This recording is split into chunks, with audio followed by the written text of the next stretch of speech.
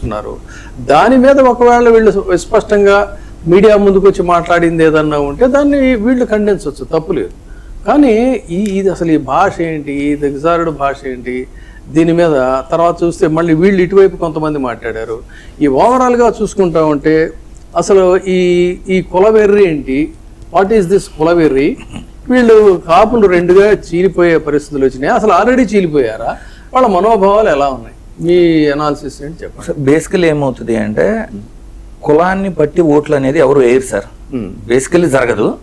అంటే మన ఆర్థిక పరిస్థితులు మన మేనిఫెస్టో ఇచ్చినప్పుడు మనకు లబ్ధి జరుగుతుందా లేదా, లేదు ప్రస్తుత ప్రభుత్వంలో మనకి నిజంగా పంటలు పండియా, ఆర్థికంగా ఎలా ఉంది, ఫీజు రీంబర్స్మెంట్లు, ఆరోగ్యశ్రీ, ఇలాంటి ఎన్ నెంబర్ ఆఫ్ ఫ్యాక్టర్స్ వెరిఫై చేసుకొని ఏ ప్రభుత్వం బాగుంది అనేది ఒక స్టెప్ తీసుకుంటారు. కానీ ఈ ఆంధ్రప్రదేశ్లో ఏమైంది అంటే గత ఎన్నికలకు ముందు జనసేన అనేది కేవలం కాపు ఓట్లను పోలరైజ్ చేయడం ద్వారా కూటమికి లబ్ధి చేకూర్చడంలో వాళ్ళ యాక్షన్ ప్లాన్, వాళ్ళ స్ట్రాటజీ, నేను దాన్ని కూడా తప్పట్ను. సో కాపుల ఓట్లు పోలరైజ్ చేయడంలో పవన్ కళ్యాణ్ గారు సక్సెస్ అయ్యారు. ముమ్మాటికి కులభావనతో అయినా ఓట్లేయండి అని కూడా బతిమలాడిన సంగతి మనం చూసాం. సో అది ఒక స్ట్రాటజీ కింద నేను కన్సిడర్ చేస్తా, వాళ్ళు సక్సెస్ అయ్యారు. కానీ కులభావనతో ఓటేసిన తర్వాత జరిగిన పరిణామాల రీత్యా కాపు సామాజిక వర్గంలో వస్తున్న వ్యతిరేకతను అడ్రస్ చేయాల్సినది పోయి ఇప్పటికి కూడా ప్రతి సందర్భంలోనూ కూడా ముందే ఒక స్టాండ్ తీసుకొని టీడీపీకి మద్దతుగా ముందు కాపు సామాజిక వర్గాన్ని శాంతింపచేసే విధంగానే పవన్ కళ్యాణ్ గారి చర్యలు ఉంటున్నాయి. రీసెంట్గా రాజ్యసభ ఇష్యూ తీసుకుంటే రాజ్యసభలో లింగమనేని గారికి ఇస్తున్నారనుకోండి రాజ్యసభ సీటు జనసేన తరఫున, నాకు అత్యంత సన్నిహితుడు, నేను పర్సనల్ గా ఆయనకి ఇవ్వాలనుకుంటున్నాను, నన్ను సపోర్ట్ చేయండి అంటే అయిపోయింది, వాళ్ళ క్యాడర్ ఆమోదిస్తారేమో. కానీ దానికంటే ముందు ఆల్ ఆఫ్ సడన్ ఏంటంటే కులం ఎక్కడ ఉంది, కులాన్ని బట్టి ఎందుకు అని ఒక డ్రామా. ఆ డ్రామా వల్ల ఏమవుతుంది, నీ కోసం నుంచొని నిన్ను ఈ స్థాయికి తీసుకొచ్చి కులం మొత్తాన్ని వన్ సైడెడ్ గా పోలరైజ్ చేసి నీ కోసం నిలబడితే, నువ్వు ఇవ్వాలనుకుంటే నాకు చాలా అవసరం, నా కోసం ఇచ్చుకుంటున్నా అని చెప్పేస్తే నీ క్యాడర్ ఏమనరు, యాక్సెప్ట్ చేసేస్తారు. సో ఇది నేను ఒక ఎగ్జాంపుల్ చెబుతున్నా, ఇది ప్రతిసారి జరుగుతుంది. ఇప్పుడు ఎమ్మెల్యే ఎన్నికలప్పుడు నెంబర్ ఆఫ్ సీట్స్ అప్పుడు అదే జరిగింది. రేపు రాబోయే రోజుల్లో స్థానిక సంస్థల ఎన్నికలు వస్తే అప్పుడు కూడా పోరాడి జనసేన కార్యకర్తల కోసం, నాయకుల కోసము మినిమం 33%, 35% సీట్లు, అంటే అది జెడ్పీ చైర్మన్, జెడ్పీటీసీ స్థానాల చైర్మన్ అవ్వచ్చు, ఎంపీపీ అవ్వచ్చు, ఎంపీటీసీలు అవ్వచ్చు, జెడ్పీటీసీలు అవ్వచ్చు, గ్రామ పంచాయతీలు అవ్వచ్చు, ఆ 35% పోరాడకుండా ముందే వీళ్ళని కన్విన్స్ చేసే విధానం ఎలా ఉండేది అంటే మనం గెలవలేము, మన వల్ల కాదు, వాళ్ళకిచ్చి మనం సపోర్ట్ చేస్తేనే గెలుస్తాం, లేదు అంటే వైఎస్ఆర్సీపీ గెలిచేసింది, మనం పోటీ చేస్తే వైఎస్ఆర్, అంటే ఈ ధోరణి వల్ల బాగా వెక్స్ అయిపోయి ఉన్నారు. సో వాళ్ళని ఏ విధంగా శాంతించపరచాలో తెలియట్లా ఫస్ట్ లో. రెండోది ఏంటి, ఇప్పుడు చాలా మంది మాట్లాడుతూ ఉంటారు బీజేపీ జనసేన రకరకాలు వేరు. ఇప్పుడు ఆంధ్రప్రదేశ్లో ఉన్న పరిస్థితి ఏంటంటే జనసేనలోను, బీజేపీలోను, టీడీపీలోను పోటీ చేసిన వాళ్ళందరూ మెజారిటీ ఆఫ్ పీపుల్ టీడీపీ వాళ్ళే. ఇది జగమెరిగిన సత్యం. అది బీజేపీ తీసుకున్నా, ఇటు జనసేనలో తీసుకున్నా సగం సీట్లు మళ్ళీ కొత్తగా వచ్చిన వాళ్ళు, టీడీపీ నుంచి పంపిన వాళ్ళు వచ్చి పోటీ చేసిందే. ఇప్పుడు ఇంకో విషయం ఏంటంటే, ఇప్పుడు పంతం నానాజీ గారి ఇష్యూకి వెళ్తే, ఆయన ఇప్పుడు కాదు ప్రభుత్వం వచ్చిన కొత్తలోనే కాకినాడలో యూనివర్సిటీలో ఒక దళిత ప్రొఫెసర్ మీద నోరు బారేసుకున్నారు. అప్పుడే ప్రభుత్వం చర్యలు తీసుకొని అరెస్ట్ చేయాలి. కానీ ఏం జరిగింది, దాన్ని కాంప్రమైజ్ చేసి, సారీ చెప్పినట్టు చేసి, కాంప్రమైజ్ చేసి సర్దుబాటు చేశారు. మరి అలాంటి చేసినప్పుడు భయమే ఉంటది, చట్టం అంటేనో వాటి మీద గౌరవమే ఉంటది. ఇప్పుడు కూడా నేను ఎలా చూస్తాను అంటే దాన్ని ఒక ఐడెంటిటీ క్రిసిస్. అంటే ఇప్పుడు వస్తున్న ప్రజా వ్యతిరేకత, నెక్స్ట్ టైం అక్కడ గెలుస్తామో లేదో, ఆ ఐడెంటిటీ క్రిసిస్ ఏంటంటే జగన్మోహన్ రెడ్డి గారిని వచ్చి ఇక్కడ పోటీ చేయమని ఒక తిట్టటము, దూషణలు చేయటం వలన పార్టీ నన్ను కన్సిడర్ చేసి పాపం పార్టీ కోసం ఇంతలా నిలబడ్డాము అని కన్సిడర్ చేస్తారు అనేది ఎప్పుడు వస్తుంది అంటే ఐడెంటిటీ క్రిసిస్ వచ్చినప్పుడు వస్తుంది. నిజంగా జగన్మోహన్ రెడ్డి గారిని ఇక్కడ పోటీ చేయమని కోరుకునే, అంటే అసలు అది సందర్భమే కాదు కదా. అలా అని చంద్రబాబు గారు ఏమైనా పులివెందుల్లో పోటీ చేస్తారా? చేయరు కదా. ఇవన్నీ అసందర్భమైన ప్రలాపనలు. మిమ్మల్ని అంటే ప్రజలు మీకు ఓటేసి గెలిపించారు అనే భావన మీకుంటే, మీరు చెప్పిన మేనిఫెస్టోని, మీరు ప్రజలకు ఇచ్చిన హామీలను, మీ పార్టీ తరఫున కాపు సామాజిక వర్గాన్ని ఓటు అడిగేటప్పుడు మీరు ఏం చెప్పి ఓట్లు వేయించుకున్నారో ముందు వాటిని నిరూపించుకొని ప్రతిపక్షంలో ఉన్న వాళ్ళని క్వశ్చన్ చేయొచ్చు.